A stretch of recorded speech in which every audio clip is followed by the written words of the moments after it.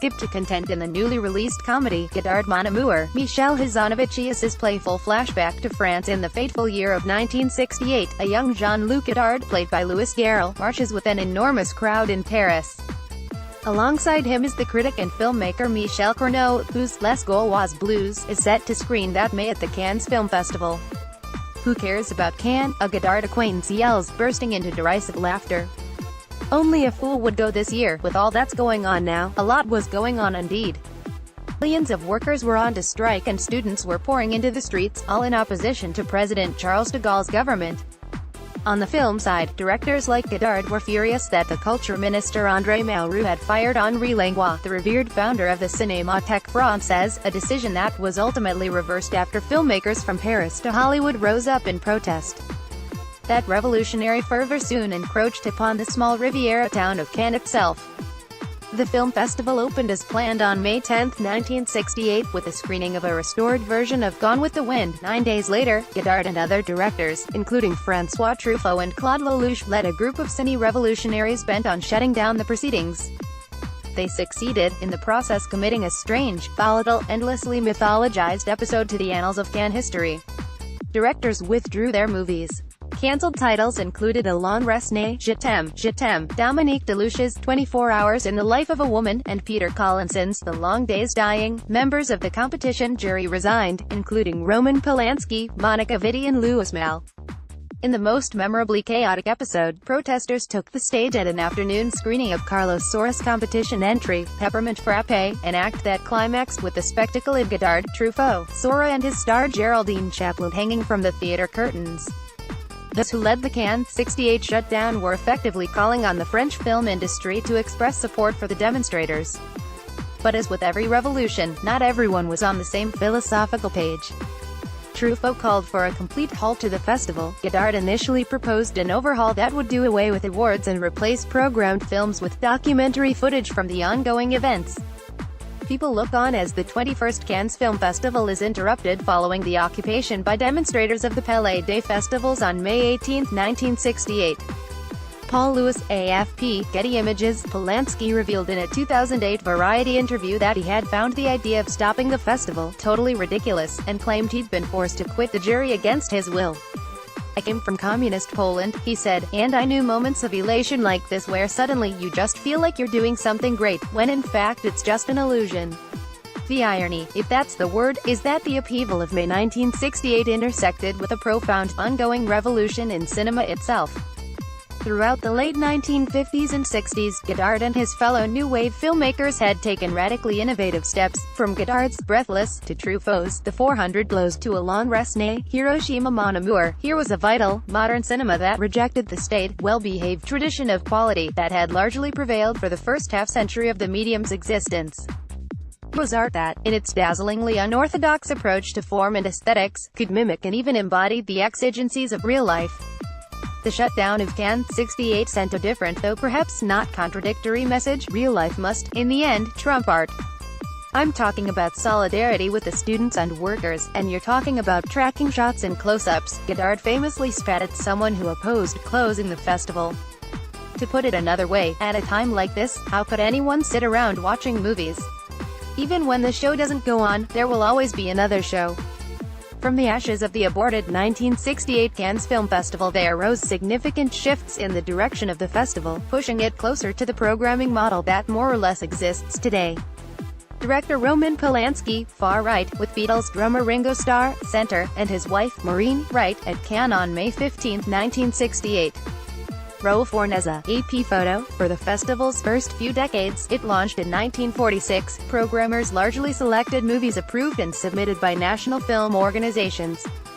In 1969, however, a group of French filmmakers formed the Société des réalisateurs de films, or Film Directors Society.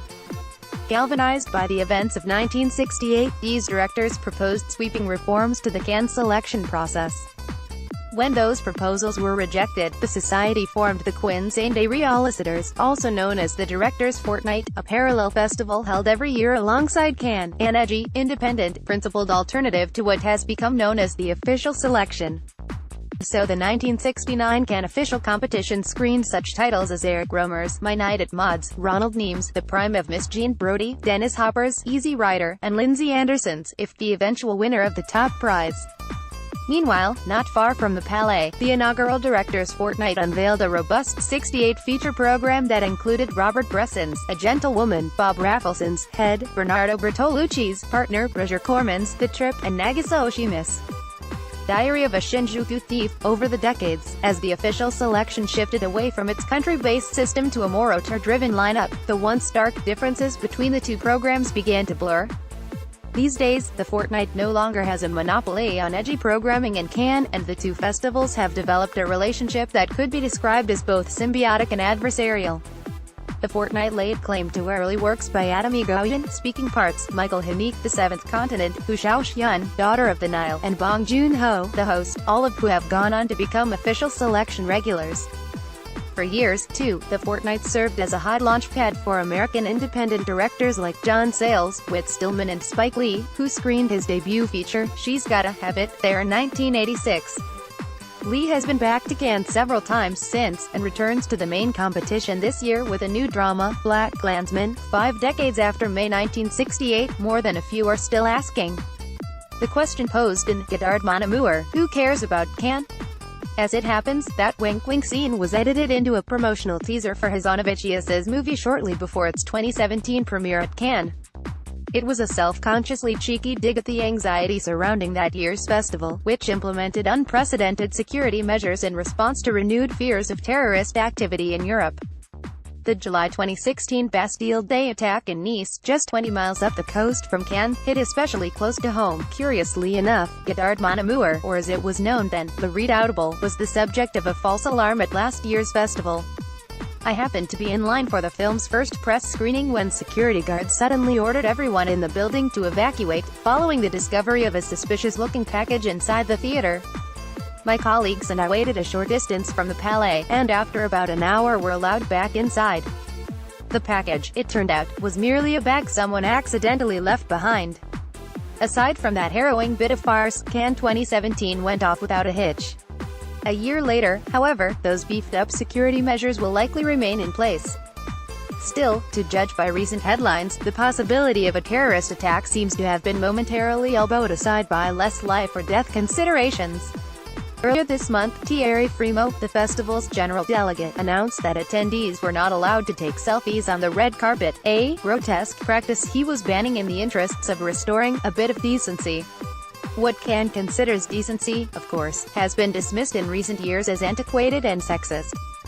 The 2015 festival witnessed the embarrassing Flatgate controversy, in which numerous women reported having been turned away from gala screenings for not wearing appropriate high-heeled footwear. Over the years, criticism of the festival's treatment of women has extended beyond the red carpet and into the selection process itself, specifically how few female directors are chosen for the competition, a problem that will surely continue to receive scrutiny in the wake of the. Notably, 2018 will mark the first Cannes post-Harvey Weinstein, who for years was one of the festival's prime movers and shakers, and who stands accused of numerous acts of sexual assault and harassment, some allegedly at the festival itself. He has denied all allegations of non-consensual sex. But the most vocal Cannes 2018 debate so far has swirled around l'affaire Netflix. Last year, the streaming giant presented 2 titles, Bong Joon-ho's Okja and Noah Baumbach's The Meyerowitz Stories, in the main competition, to the outrage of French exhibitors. This year, Frémaux announced that, going forward, only films with French theatrical distribution would be allowed to compete, a rule that effectively disqualified the theater versus Netflix. Stung, Netflix announced just last week that it would bypass the festival altogether, denying Frémaux 2 films, Alfonso Cuarón's Roma, and the newly completed Orson Welles project, The Other Side of the Wind, that he had wanted to program. The Cannes-Netflix feud may be a classic media teapot tempest, but it also spurred industry observers to ask, is Cannes showing its age and irrelevance, or taking a principled stand? Is it a festival stuck in its own rich but imperfect history, or the last defender of the theatrical movie-going experience in an industry that's resigned itself to serving smaller screens and lazier appetites? Only time will provide the answers. But even as the 71st annual Festival de Cannes unfolds, against a backdrop of geopolitical turmoil, gender parity, course correction and brand new, but really age-old, debates over art versus commerce, I must say I'm looking forward to this year's lineup, which suggests that, if nothing else, Cannes hasn't lost its talent for reinventing itself. There are fewer old guard auteurs than usual and many promising new names in competition, including Lebanon's Nadine Labaki, Japan's Ryosuke Hamaguchi and one director, Iran's Jafar Panahi, who belongs on any shortlist of the world's greatest filmmakers. Another person on that shortlist is who else? Jean-Luc Godard, who will appear in competition for the 8th time with a new movie, The Image Book. Godard hasn't attended the festival in years, and at 87, he is likely in no state to find himself hanging from the curtains this time around. But even if he doesn't bring Cannes to a screeching halt, I imagine he'll have no trouble bringing it to its